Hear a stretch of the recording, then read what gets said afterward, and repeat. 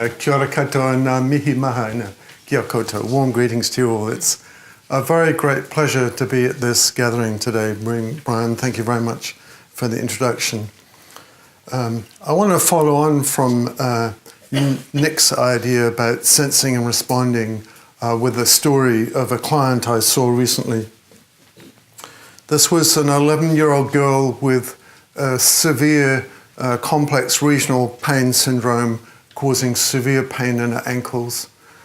She came to my little free clinic in Raglan, dragged by her mother, reluctantly, very angry with her mother because she had been taken to innumerable doctors, specialists, therapists, healers without any prolonged response to her chronic pain, was hobbling with crutches and has been off school for some time.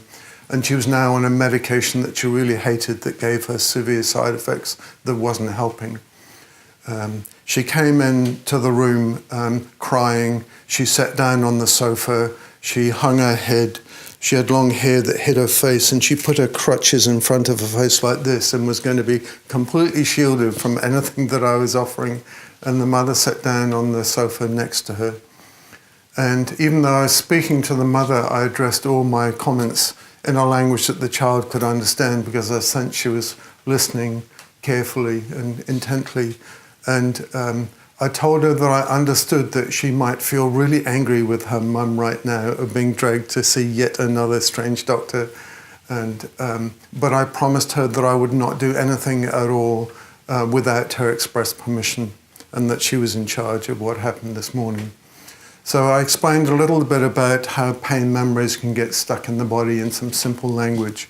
And in the course of this, the mother became quite tearful and started to cry. So I remarked on that to the child. I said, I can see your mum's really upset. Would it be okay if I just offered my therapy for a few minutes to your mum? And I just got the tiniest little nod in response. So I sat the mother very close to the child and I offered a form of therapy called Havening Touch, which I'll tell you a little bit more on.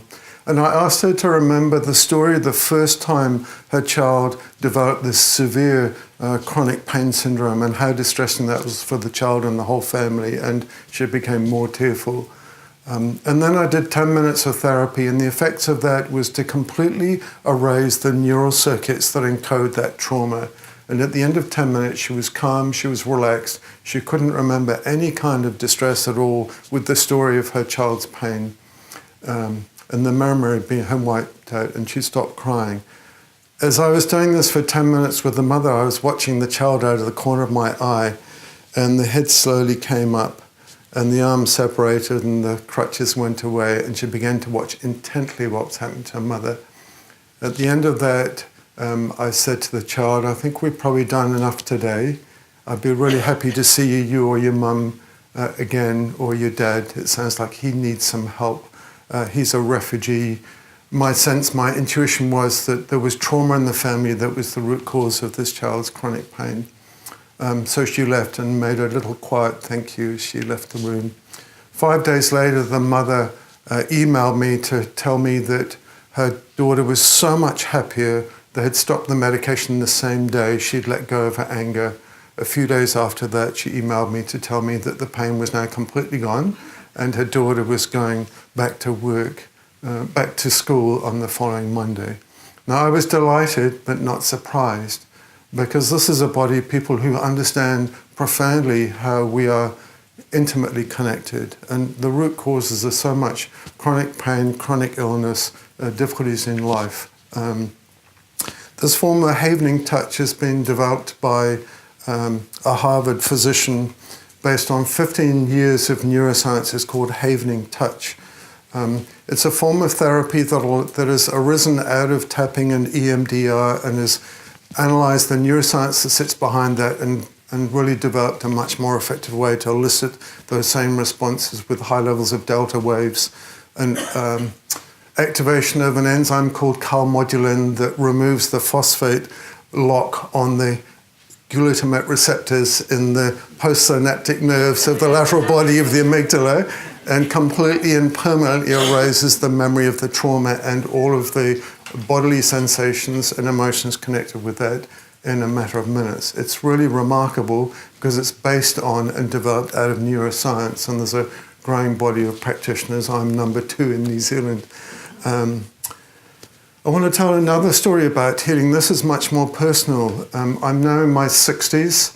3 years ago, I was getting increasing symptoms of prostatism. I was having to get up 5 times a night to pee. I was getting severe urgency combined with an inability to pee, which is really disconcerting and painful and distressing when you're desperate to go and you can't. And at a time of some stress, this culminated in acute urinary retention. And so in my blue scrubs during a day when I was working as an anaesthetist, I had to present myself to my own ED and say, look, I think I need a catheter.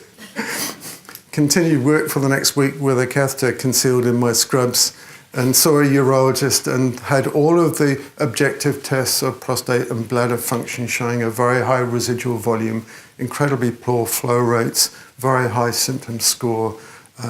So I was about to head on to the USA for a speaking tour, and I didn't want to go into acute retention halfway through that in the USA. So I saw a urologist. I was booked for surgery. I had signed the consent form for a TURP, a prostate rebore. I had the date. I was saving up the money for it, and I was taking medication to ameliorate the symptoms in the meantime. Around about that time, I started exploring another form of therapy called internal family systems. And I became aware that the symptoms I had were profoundly metaphorical of a conflict between 2 parts of my psyche. And just by myself, without the help of a therapist, in a few hours, helped resolve that conflict. And to my astonishment, my urinary symptoms almost completely melted away, and that was 3 years ago, and I haven't had surgery, which saved me $6,000, and I don't take medication. And this is the work that Brian has been doing around meaningful medicine. So what excites me is that there's a growing body of scientific research and evidence around healing that's emerging. And it's something that doesn't require, a year of psychotherapy, but brief sessions to undo the encoding of trauma. And we know that 80% of the patients presenting to GPs with anxiety, with depression, with hypertension, with lifestyle diseases, with everything else, have their roots in adverse childhood experiences, emotional trauma, and now we're finding science-based methods to rapidly remove that encoding and to relieve people of those burdens and to radically change their life. But we're embedded deeply in a biomedical system, and if we want to change the nature of medicine, we have to change our science. So the idea I have is that we actually need a completely new science of medicine, a science of conscious medicine, a science of healing. And that the best way to kickstart that is to arrange here in New Zealand in 2020 the world's first international conference on the science of healing, and to bring together all the world's best experts in human healing, in ecological healing, and in societal healing, because those are profoundly interconnected. And to have that informed by traditional knowledge and indigenous wisdom, and to hold that here in New Zealand in 2020, and to have that be the basis of creating a New Zealand Institute for Healing Science that produces rigorous, peer-reviewed science, a conscious science of healing in human beings and in our ecology.